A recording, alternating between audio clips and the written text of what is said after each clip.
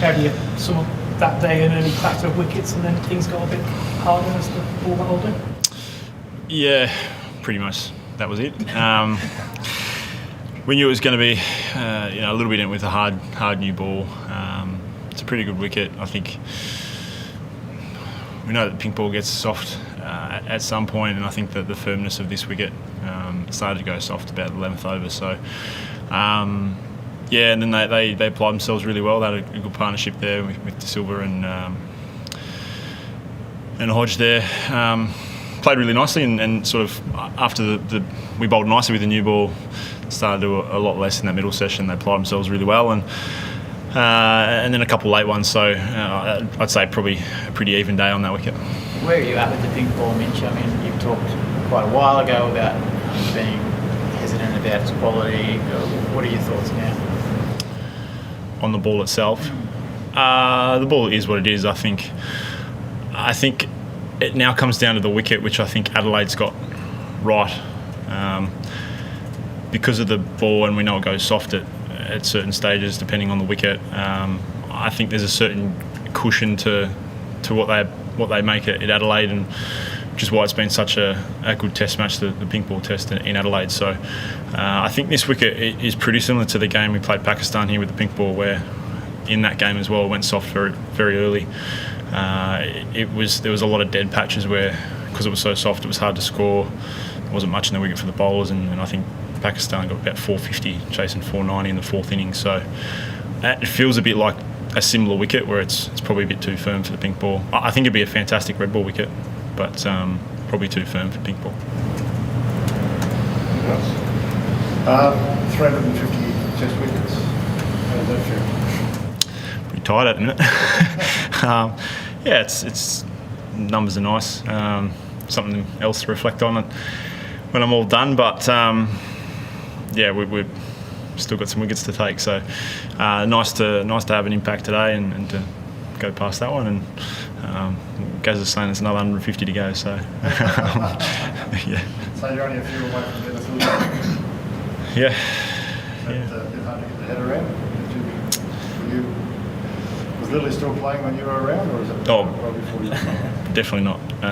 Not that I can remember anyway.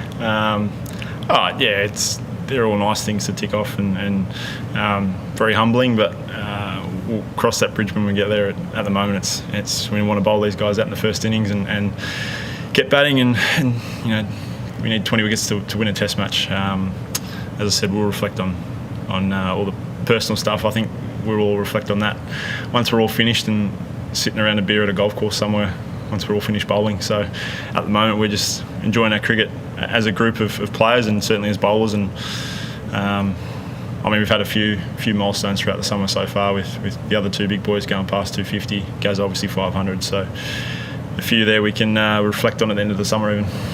The left armers, fast bowlers, only Jimmy Devas and Wazir Akram are ahead of you.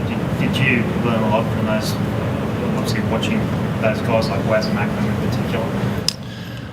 I didn't watch too much of them. I was a wicketkeeper to start with, so later down the track I was fortunate enough to meet Wazim, probably about 10 years ago now, and chat to him around, I think India were out here playing, and I was running the drinks and he was commentating, and got to spend some time with him talking about left arm bowling and swing bowling, and sort of had a bit of a relationship there with him since. And obviously catching up while Pakistan were here this summer as well was nice, and to chat a few things bowling, and obviously he's living in Australia as well. So early doors I didn't take a lot from them. It was probably more once I started bowling, and I spent a lot of time around Mitch Johnson while I was in the group, and learning off him off the field what it takes to bowl long fast spells as well. So little things from all those guys, I guess, have added up to some degree. Mitch, you must be proud of the way though that you've been able to continue evolving your game and taking wickets as regularly as ever. You're into your 13th year of Test cricket now. Yeah, I think it's an easy thing to do in this group, in terms of continuing to learn, or continuing to try and add strings to the bow, if you like. Two of my best mates are two of the best bowlers in the world, so to spend as much time as we do together on and off the field, whether it be around training, little things that we pick up and chat on around training and games, doesn't get much better than that when the three of us are as close as we are and have been bowling for a long time together now as well. So in that regard, it's not a hard thing to keep trying to improve or trying to stay at the same level as the other two as well. Do you feel like you're as consistent as you've ever been at the moment in terms of where you're landing? Yeah, perhaps.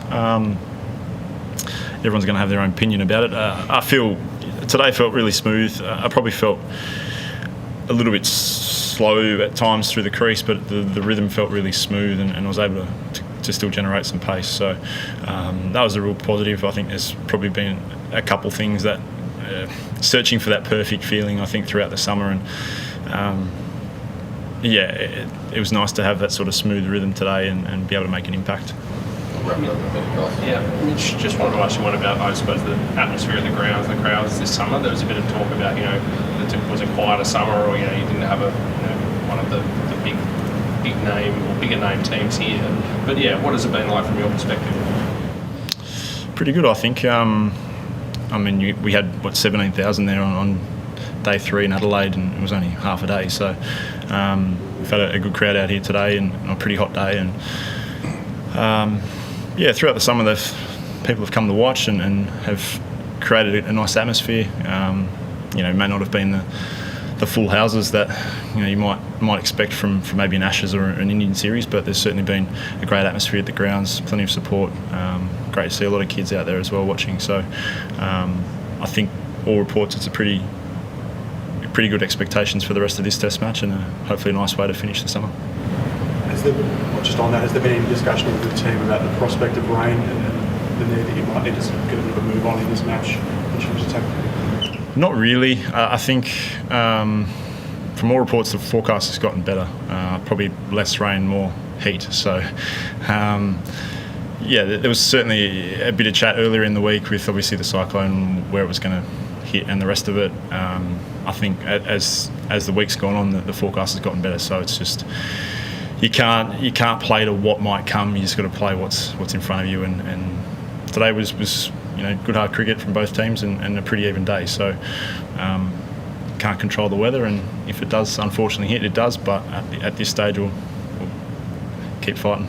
Last one. That was my question. That was my question for him. So, last one. I don't know if you've heard, but Pat's just been named the ICC Cricketer of the Year for 2023. We haven't quickly reflect on Pat's 12 months and the role he's played in the team's success in all 3 formats. Yeah, probably well deserved. I think certainly with not just the last 12 months. Obviously, that's what the award is for, but he's been phenomenal for a very long time across the formats. Certainly this year with the added importance of captaincy as well, and the success of the group across the formats has been phenomenal from a group point of view for the year, and Pat's been a major part in that, and with the way he's led the group, the way that everyone's responded to him, and obviously Andrew as well, and in terms of what he gives this group in his skill set, and we've been able to watch that through this summer. With he's comes on at the hardest times and makes an impact, and when there's not much going on, he takes a wicket. Whether it be his bowling changes, his bravery at tosses in World Cup finals in India, or it's been a phenomenal year for Pat, and a lot of the success of the group is because he's at the leader, at the helm, if you like, and he hasn't stopped in 2024 either.